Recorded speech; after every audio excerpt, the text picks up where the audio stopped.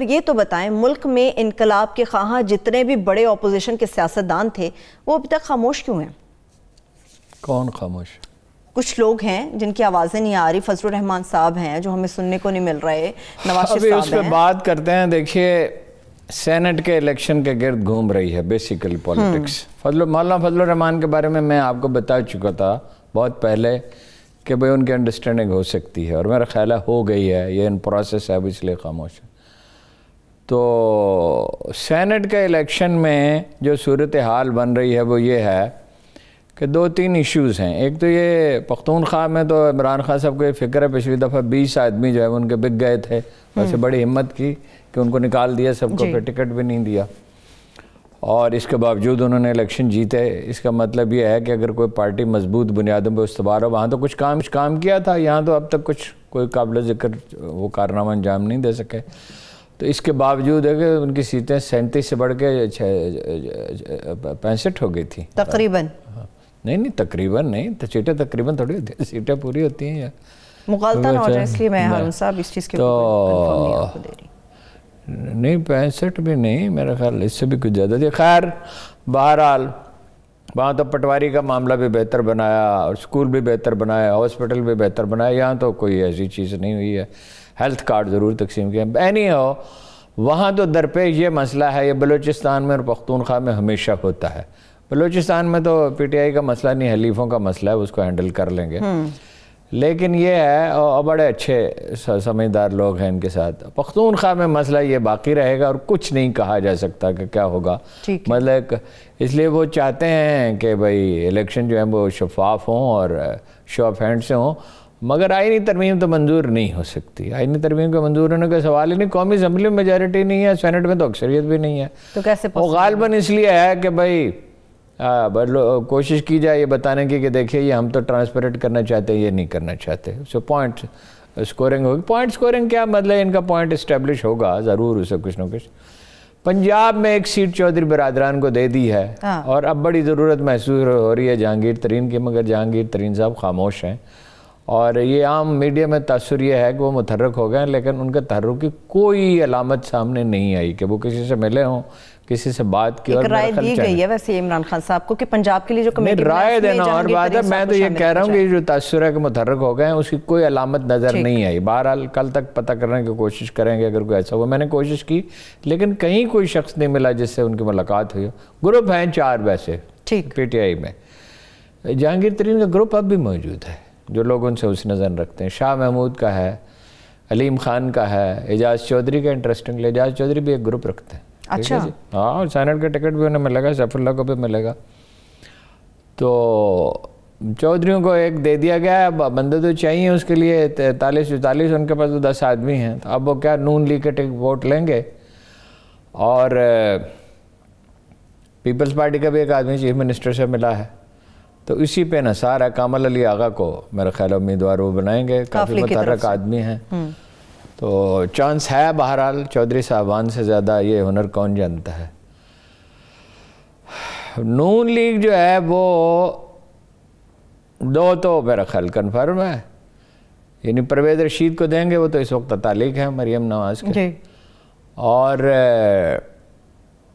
زبیر نے اپنا ووٹ پنجاب منتقل کر لیا. اسد عمر صاحب کے جو بھائی ہیں وہی, کیونکہ فیصلہ تو نواز شریف نے کرنا ہے بہرحال, اور مریم کی بھی رائے اس میں شامل ہوگی. راجہ ظفر الحق مصر ہیں کہ مجھے دیا جائے ٹکٹ, لیکن ان کی توانائی تو ختم ہو جائے گی. وہ 81 میں وزیر بنے تھے, تو 40 سال ہو گئے. اور 17 الیکشن راجہ ظفر الحق صاحب نے لڑے, 17 ہی ہار گئے. تو پھر کس صرف سینٹ میں وہ جیت سکتے ہیں, انرجی ان میں نہیں ہے, لیکن وہ بضد ہیں لائم لائٹ میں رہنے کے لیے. اور بہرحال ہنرمند آدمی ہیں, ممکن ہے مل ہی جائے. صحیح. تو ان کی 4 سیٹیں بنتی ہیں, لیکن یہ ہے کہ وہ 3 ہو سکتی ہیں. مطلب ہم کوئی حتمی رائے نہیں دے رہے. اب نون لیگ پی ٹی آئی میں بھی 4 گروپ ہیں, تو اگر امیدوار موزوں نہ ہوئے اور مشاورت سے نہ ہوئے تو الٹ بھی ہو سکتا ہے کہ پی ٹی آئی کی 1 سیٹ کم ہو جائے. 9 سیٹیں ملنے کا امکان ہے. 2 تو خیر میجارٹی سے ہوں گی, ٹیکنوکریٹس کی سیٹیں جو ہیں تو وہ تو ساری اسمبلی ووٹ ڈالتی ہے, تو اس لیے وہ تو جیت لیں گے. تو باقی جو 7 ہیں 9 11 सीटों उनका टारगेट ہے اور 1 ان کے حلیف، اور یہ ان کی میجارٹی ہو جائے گی سینٹ میں، 55 ان کے ہو جائیں گے، اندازہ یہ 49۔ 2 سردار یعقوب ناصر اور رائلہ مکسی جو ہیں وہ ہیں اسلام آباد سے، تو وہاں چونکہ قومی اسمبلی کے سارے ارکان ووٹ ڈالتے ہیں تو وہ بھی بہت واضح امکان ہے کہ وہ یہ جیت لیں گے۔ ٹھیک ہے۔ اور باقی مولانا فضل الرحمان کا میں نے آپ کو بتا دیا کہ وہ خاموش اس لیے، حالانکہ عمران خان صاحب بڑھ چڑھ کے حملے کر رہے ہیں، آج بھی انہوں نے کہا وہ خاموش ہیں، کافی متحرک نظر آ رہے ہیں، کرپشن کے کیسز ہیں، اور وہ یہ اس کو سمجھ رہے تھے کہ یہ کبھی یہ وقت نہیں آئے گا کہ ان کا احتساب ہوگا، مگر ہو گیا۔ لیکن حافظ حسین احمد نے کہا کہ ثبوت موجود ہے، بہت محنت کی ضرورت نہیں ہے، میں گواہی دینے کے لیے تیار ہوں۔ تو ان کی اپنی پارٹی، اس گھر کو آگ لگ گئی گھر کے چراغ سے۔ اچھا، اب وہ ان کی اپنی پارٹی میں جو ناراض گروپ ہے وہ شواہد مہیا کرے گا، اور گھر سے جب شواہد مہیا ہو جائیں تو پھر اس کے بعد لیکن خیر عدالت میں منحصر ہے۔ لیکن مولانا اب پہلی دفعہ وہ جارحانہ رویہ ان کا نہیں ہے، وہ خاموش ہے، نواز شریف کا بھی اتنا نہیں ہے۔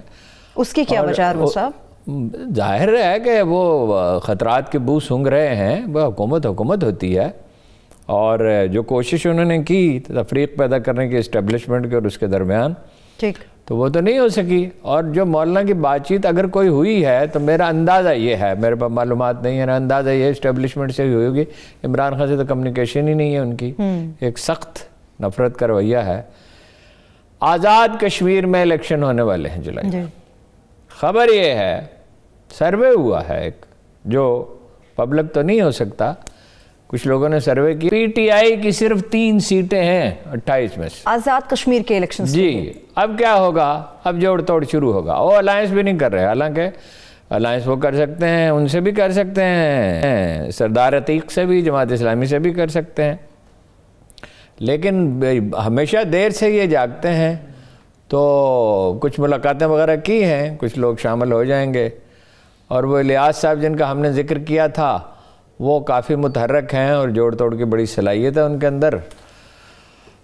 تو نون لیگ سے اگر لوگ گئے، ایک فیکٹر جو ہے وہ جاتا ہے پی ٹی آئی کے حق میں کہ آزاد کشمیر میں، گلگت بلتستان میں لوگ مرکزی حکومت کی طرف جاتے ہیں، کہ فنڈز کے حوالے سے یہ ترقیاتی کام ہے، جو ان کا درد ہے تو ترقیاتی کام ہے، ان کا جو ہے قومی سیاست میں اتنا عمل دخل تو نہیں ہے، اور نون لیگ کی طرف، لیکن نون لیگ انٹیکٹ ہے ابھی تک، اور مگر اس کے لوگ توڑے جائیں گے، اور پھر ممکن ہے کہ سچویشن بدلنی شروع ہو، جیسے بدلے گی تو پھر ہم عرض کریں گے آپ، یعنی کہ جوڑ توڑ کی وجہ سے سچویشن بدل سکتی ہے، پی ٹی آئی کے حق میں جا سکتی ہے۔